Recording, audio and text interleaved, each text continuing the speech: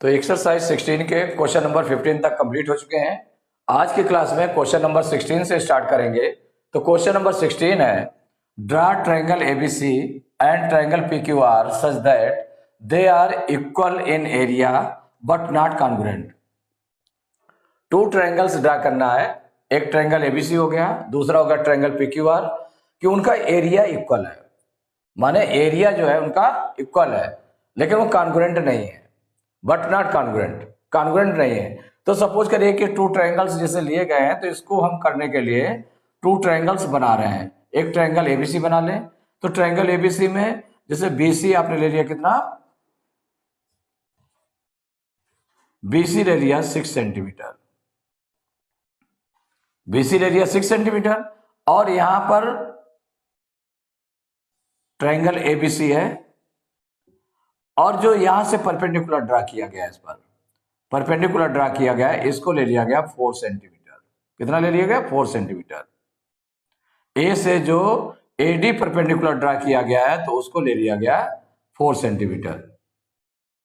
अब दूसरा सपोज करिए कि ट्रायंगल हम ले लेते हैं, कि ट्रायंगल आपने ले लिया कि इसकी जो डी ई एफ, सपोज करिए ई एफ है, या पी क्यू आर ले ले, यहां पर पी क्यू आर भी ले सकते हैं। तो पी क्यू आर में क्यू आर, ये सपोज करिए कि क्यू आर आपने ले लिया 4 सेंटीमीटर। कितना ले लिया? 4 सेंटीमीटर।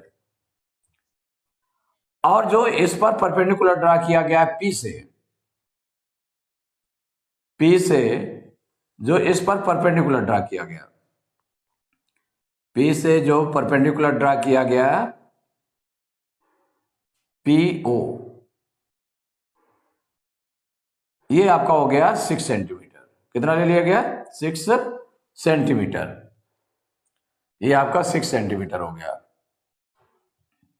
ये जो परपेंडिकुलर ड्रा किया गया है ओपी, ये आपका 6 सेंटीमीटर है, 6 सेंटीमीटर। और 4 सेंटीमीटर ले लिया गया एडी को।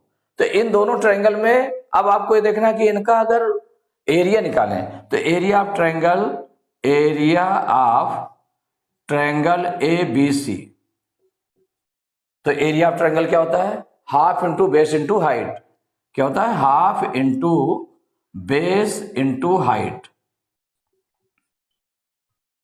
भाई इससे एरिया हम निकाल लें, तो इक्वल हो गया हाफ इंटू बेस। बेस यहां पर क्या है? बेस बीसी है, क्योंकि बीसी पर ये परपेंडिकुलर ड्रा किया गया है। इसे एडी जो है ये परपेंडिकुलर ड्रा किया गया है, तो यहां पर बेस क्या है? हमारा बीसी है।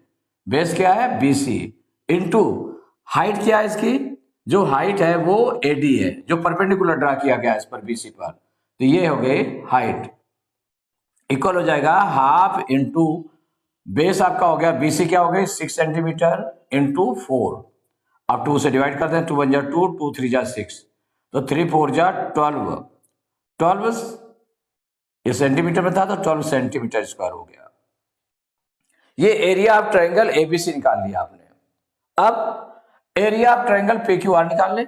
एरिया ऑफ ट्रायंगल पीक्यूआर, इसको निकाल लेते हैं।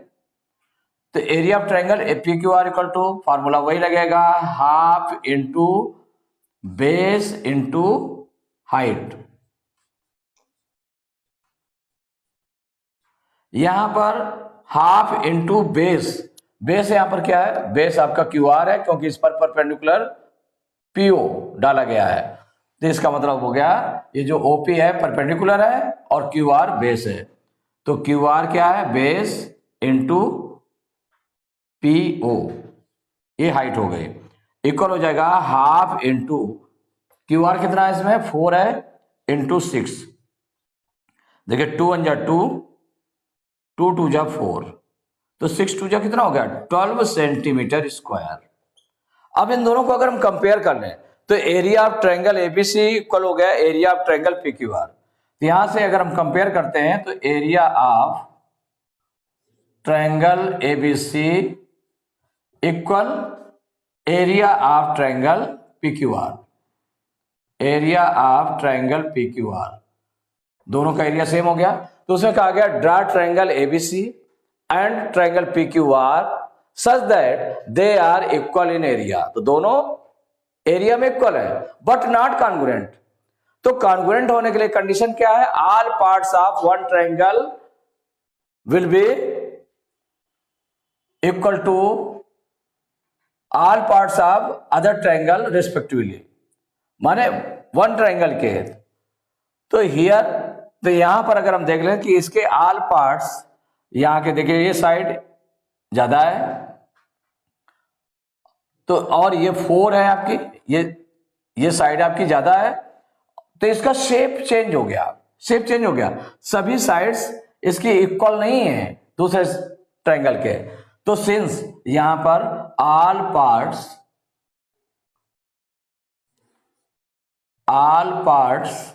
Of one triangle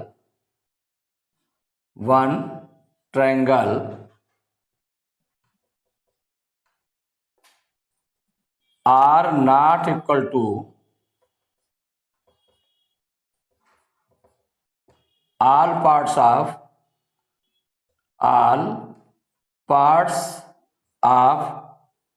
other triangle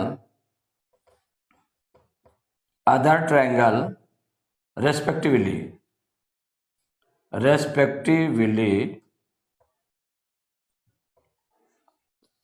so these are not congruent,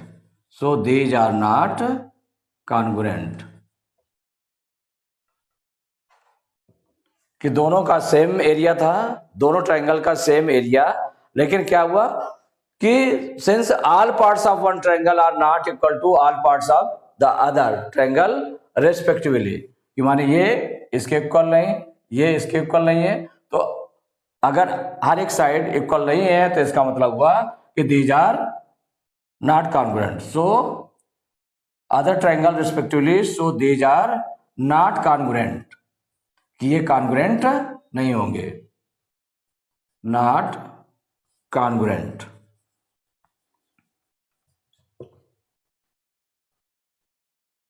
तो question number 17, fill in the blanks fill करना है। फर्स्ट पार्ट है two line segments are congruent if they have, माने two line segments हैं, two line segments are congruent, माने कब congruent होंगे? अगर वो सेम लेंथ होगी, क्या होगी? Same length. तो if they have the same length, क्या फिल किया जाएगा इसमें? The same length. अगर उनकी लेंथ सेम होगी, लेंथ इक्वल होगी लेंथ दोनों सेगमेंट की, तो वो दे आर कॉन्ग्रुएंट। तो two line segments are congruent if they have the same length, अगर उनकी लेंथ इक्वल होगी तो वो दोनों कॉन्ग्रुएंट होंगे। सेकंड पार्ट है two angles are congruent if they have, माने टू एंगल्स कैसे कॉन्ग्रुएंट होंगे? उसकी लेंथ पर फर्क नहीं पड़ेगा। तो two angles are congruent if they have the same measure, क्या होगा? If they have the same measure, उनका मेजरमेंट सेम हो, सपोज करिए दोनों 40-40 डिग्री हो, या दोनों 60-60 डिग्री हो, या दोनों 80-80 डिग्री हो, तो इस तरह से, तो they have the same measure, उनका जो मेजरमेंट हो वो इक्वल डिग्री के हो। तो two angles are congruent if they have the same measure, ये फिल किया गया। थर्ड है two squares are congruent if they have, two squares congruent कब होंगे? If they have the same side length, माने उसकी जो साइड है एक ट्रायंगल की, क्योंकि सभी साइड्स इक्वल होती हैं, तो जितनी साइड वन ट्रायंगल की होगी, वन स्क्वायर की होगी, उतनी ही साइड अदर स्क्वायर की भी होगी। तो सपोज करिए कि एक की है 4 सेंटीमीटर, तो जो अदर दूसरा है उसकी भी अगर 4 सेंटीमीटर साइड होगी तो दोनों कॉन्ग्रुएंट होंगे। तो two squares are congruent if they have the same side length, the same side length, माने जो साइड की लेंथ होगी वो सेम अगर होती है तो दोनों स्क्वायर्स कैसे होंगे? कॉन्ग्रुएंट होंगे। इसके बाद फोर्थ पार्ट है two circles are congruent if they have two circles. तो सर्कल्स भी क्या चीज है, सर्कल जैसे बनाना है आपको, उतना ही सर्कल बने उसके लिए सेम रेडियस होना चाहिए। क्या होना चाहिए, रेडियस सेम होना चाहिए। तो two circles are congruent if they have the same radius, they have the same radius, माने उनका अगर रेडियस इक्वल होगा तो वो दोनों कॉन्ग्रुएंट होंगे, दोनों सर्कल्स कैसे होंगे, कॉन्ग्रुएंट होंगे। If the radius of both circles will be equal then they are congruent. So two circles are congruent if they have the same radius. Two rectangles are congruent if they have, two rectangles कैसे होगा, तो उसमें देखें length के equal होती है, breadth के equal होती है, माने लेंथ और ब्रेथ ये दो होती हैं। तो अगर एक रेक्टेंगल की लेंथ और ब्रेथ दूसरे ट्रायंगल के लेंथ के इक्वल है, ब्रेथ के इक्वल है, तो दोनों क्या हो जाएंगे, two rectangles are congruent if they have the same breadth and same length, they have the same length and same breath.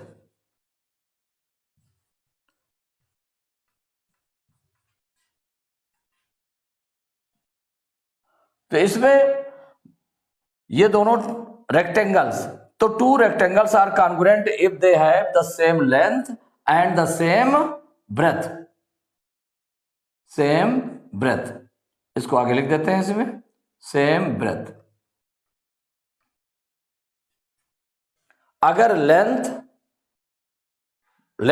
के इक्वल है, ब्रेथ के इक्वल है, तो इसका मतलब हुआ कि वो सेम लेंथ और सेम ब्रेथ अगर है तो दोनों रेक्टेंगल्स कैसे होंगे, कॉन्ग्रुएंट हो जाएंगे। अब two triangles are congruent if they have, two triangles में कंपेयर किया जा रहा है कि वो कॉन्ग्रुएंट होंगे, तो उसके लिए क्या है, तो उसके हो जाएंगे ऑल पार्ट्स इक्वल। अगर वन ट्रायंगल के ऑल पार्ट्स दूसरे ट्रायंगल के ऑल पार्ट्स के इक्वल है तो इसका मतलब दोनों ट्रायंगल कैसे कॉन्ग्रुएंट है। तो two triangles are congruent if they have all parts equal,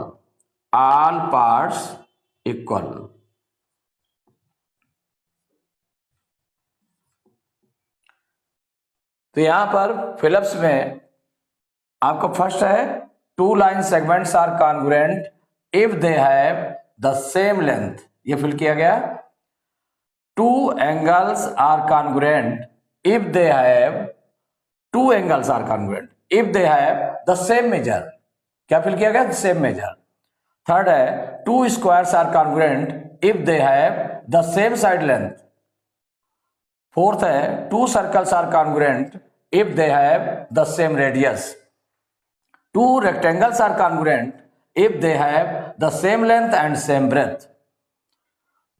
next है two triangles are congruent if they have all parts equal. तो question number 18, which of the following statements are true and which of them are false? तो first statement है all squares are congruent, सभी squares congruent होते हैं, ये कहा गया। अगर उनकी साइड डिफरेंट होगी, मान लो कोई 4 सेंटीमीटर साइड वाला स्क्वायर है, कोई 5 सेंटीमीटर स्क्वायर वाला साइड है, कोई 3 सेंटीमीटर वाला स्क्वायर है, तो कॉन्ग्रुएंट नहीं होंगे। तो ऑल स्क्वायर्स आर कॉन्ग्रुएंट, ये हो जाएगा फॉल्स, क्योंकि उनकी साइड अलग अलग होंगी तो सभी साइड्स इक्वल नहीं हो सकती है उनकी। वो तभी संभव है जब एक स्क्वायर की साइड जितनी साइड हो उतने ही दूसरे स्क्वायर की साइड हो, तो वो कॉन्ग्रुएंट होंगे, अदरवाइज नॉट। तो all squares are congruent, false. Second part है if two squares have equal areas they are congruent. अगर two squares have equal areas, अगर एरियाज इक्वल है, क्योंकि एरिया ऑफ स्क्वायर क्या होता है, साइड इंटू साइड होता है, या साइड स्क्वायर हम कहते हैं, तो साइड इंटू साइड, तो जितना उसकी साइड होती है, अगर सपोज करिए 4 साइड है तो 4 इंटू 4, 16 हो गया। तो दूसरा जो होगा, अगर कोई दूसरी साइड होगी उसकी, अगर दूसरी साइड होगी तो उसका 16 नहीं हो सकता, इसका मतलब वो भी 4 सेंटीमीटर साइड वाला होगा। या 5 सेंटीमीटर वाला कोई स्क्वायर है तो उसका एरिया क्या हो जाएगा, 5 इंटू 5 हो जाएगा। 5 इंटू 5 क्या हो गया, 25 सेंटीमीटर स्क्वायर हो गया। तो जो दूसरा स्क्वायर होगा वो भी 5 सेंटीमीटर साइड वाला होगा। तो 5 5 जा 25। तो इसका मतलब हो गया if two squares have equal areas they are congruent. इसका मतलब ये ट्रू है कि अगर एरिया उनके इक्वल है तो इसका मतलब वो स्क्वायर्स क्या है, कॉन्ग्रुएंट है। तो ये ट्रू हो गया। थर्ड पार्ट है if two figures have equal areas they are congruent.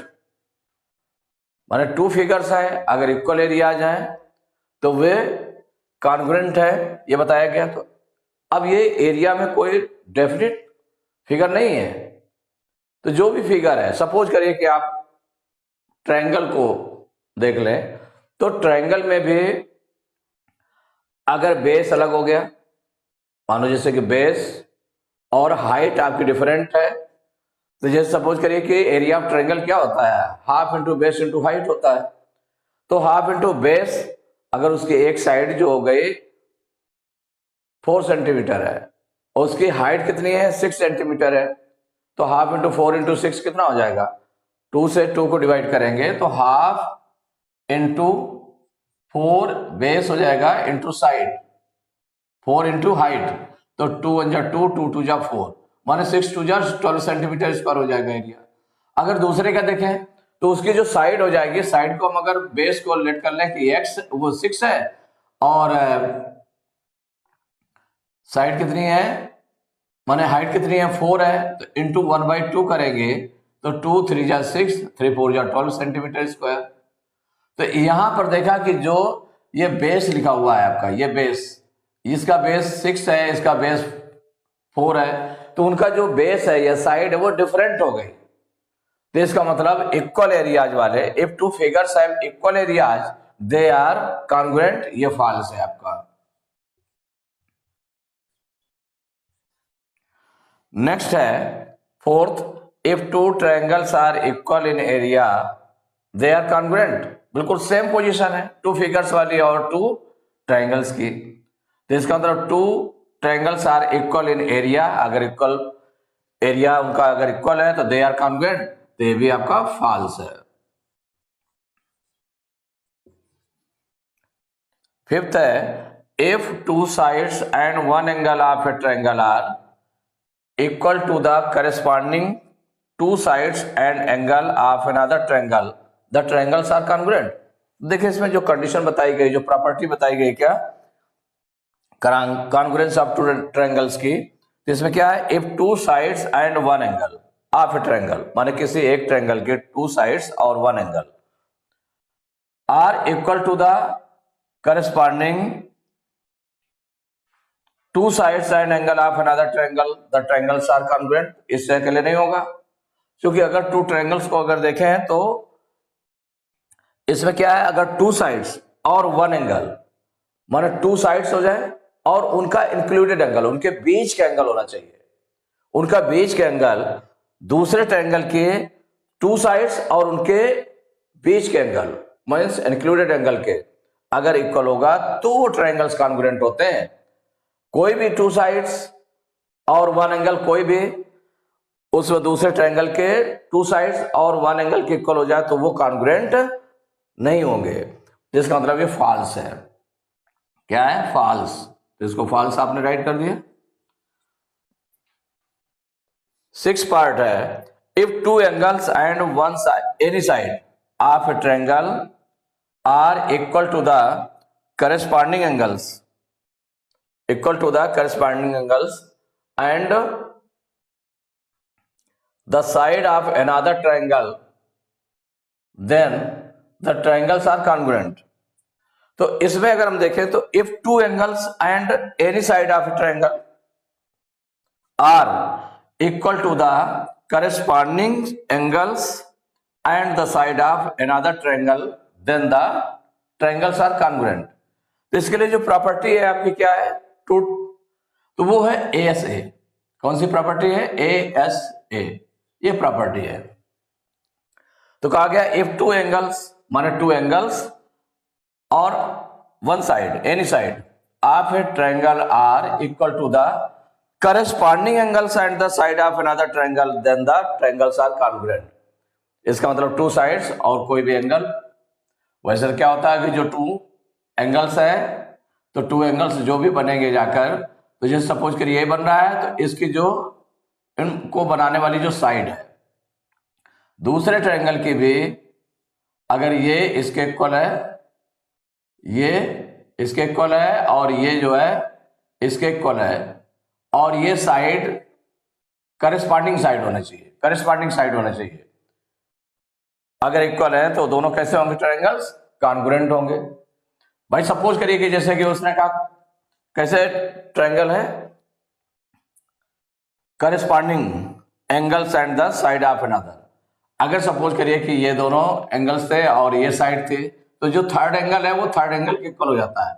उस समय अगर मान लो सपोज करिए कि ऐसे साइड दी हुई थी इस तरह, ये टू एंगल्स है और ये साइड है, इसमें करस्पॉन्डिंग के इक्वल है, तो इसका मतलब टू एंगल्स हो गए और ये साइड हो गए। तो इसका जो थर्ड एंगल होगा, माने जब टू एंगल से इससे इसके इक्वल है, तो इसका मतलब थर्ड एंगल भी इक्वल होगा, क्योंकि इन दोनों को सम करके 180 माइनस करेंगे थर्ड एंगल मिलेगा। यही इन दोनों एंगल को सम करके इस 180 माइनस करेंगे तो थर्ड एंगल मिल जाएगा। इसका मतलब थर्ड एंगल जो होगा वो थर्ड एंगल के इक्वल हो जाएगा। तो ये करस्पॉन्डिंग साइड हो जाएगी, करस्पॉन्डिंग साइड, और ये टू एंगल्स हो गए, ये एंगल इसके इक्वल है और ये एंगल इसके इक्वल है। तो इसका मतलब है ये ASA कॉन्ग्रुएंस प्रॉपर्टी के थ्रू राइट है, तो इसका मतलब ये हो गया ट्रू हो गया।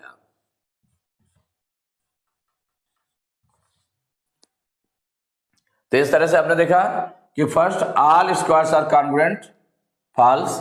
If two squares have equal areas then they are congruent, true है। स्क्वायर्स के लिए ट्रू है और अदर फिगर्स के लिए ट्रू नहीं है।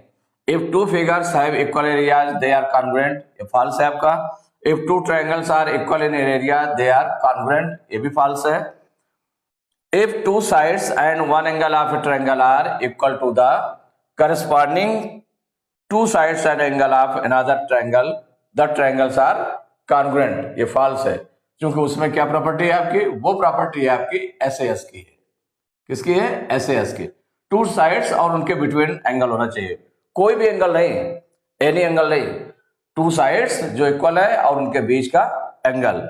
अगर दूसरे ट्रायंगल के टू साइड्स और बीच के एंगल के इक्वल है तब ट्रू होगा, अदरवाइज ये फॉल्स है।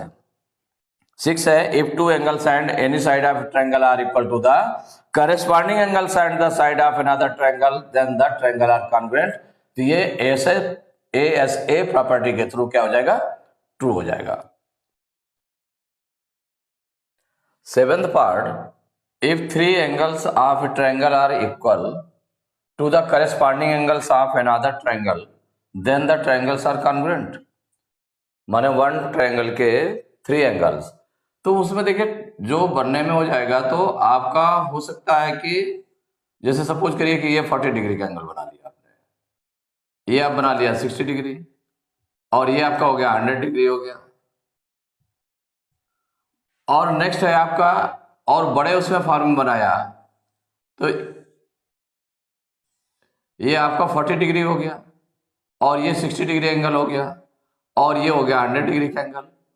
तो जो वन ट्रायंगल के थ्री एंगल्स हैं वो अदर ट्रायंगल के थ्री एंगल्स के अलग अलग इक्वल है। देखिए 40 डिग्री के इक्वल, 60 डिग्री के इक्वल, और 100 डिग्री के इक्वल हो गए। तो एंगल्स तो इक्वल हो गए दोनों के, लेकिन ये कंपलसरी नहीं है कि इसके साइड्स इक्वल हों। अगर साइड्स भी इक्वल हो जाए, रेस्पेक्टिवली साइड्स इक्वल हो जाए, करस्पॉन्डिंग साइड्स की ये साइड इसके इक्वल हो जाए, ये साइड इसके इक्वल हो जाए और ये इसके इक्वल हो जाए, तो कॉन्ग्रुएंट हो जाएंगे, अदरवाइज नॉट। कि इसमें ट्रायंगल, तो इसमें वही कहा गया if three angles of triangle are equal to the corresponding angles of another triangle then the triangles are congruent. माने ये पॉसिबल नहीं है कि ये हो भी सकता है। कब हो सकता है? कि जब दोनों के साइड्स इक्वल हो जाए, साइड्स भी इक्वल हो जाए। क्योंकि सभी पार्ट्स उसके इक्वल होना चाहिए। तो इसका मतलब ये क्या है, फॉल्स है। ये स्टेटमेंट क्या है, false.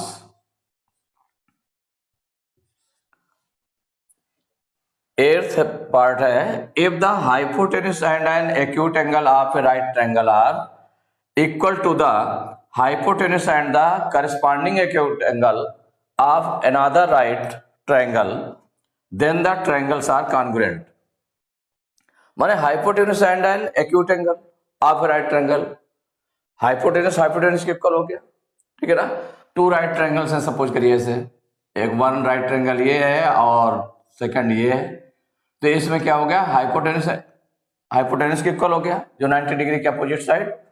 If the hypotenuse and an acute angle of a right triangle are equal to the hypotenuse and the corresponding acute angle, और कोई भी एक्यूट एंगल, ये तो 90 डिग्री का होगा दोनों, उनमें से कोई एक एंगल, ये एंगल और सपोज करिए ये एंगल, करस्पॉन्डिंग एंगल्स माने कोई भी corresponding acute angle of another triangle, then the triangles are congruent. कि मान लो सपोज करिए ये और ये इक्वल हो गया, तो ये दोनों कैसे हो जाएंगे, कॉन्ग्रुएंट हो जाएंगे। क्योंकि जो इसका थर्ड एंगल होगा, थर्ड एक्यूट एंगल होगा, तो वो 90 में से इतना माइनस करेंगे तो ये एंगल आ जाएगा, 90 में इतना माइनस करेंगे तो ये एंगल आ जाएगा।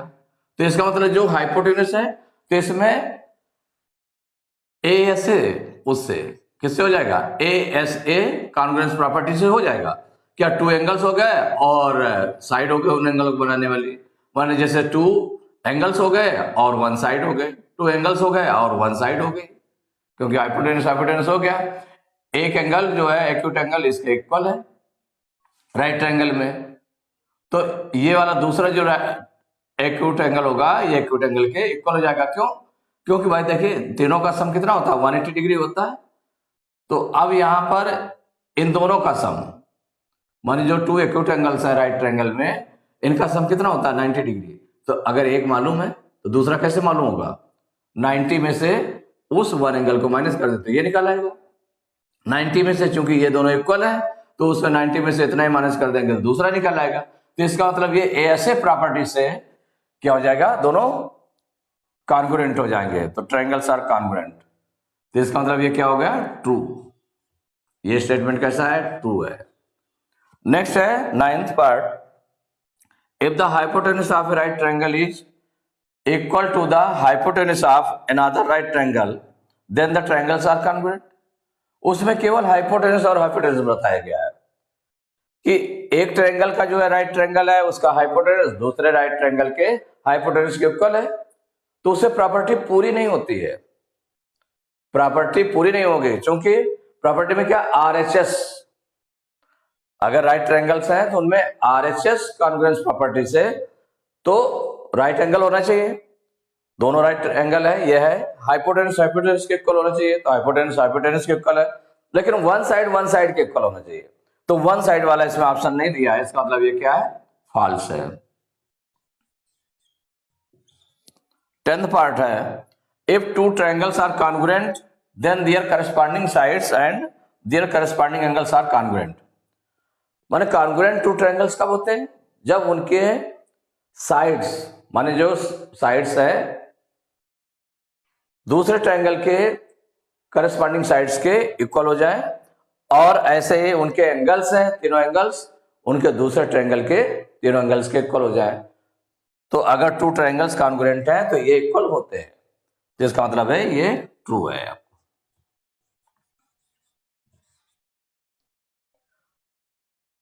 तो एक्सरसाइज 16 कंप्लीट हो गई।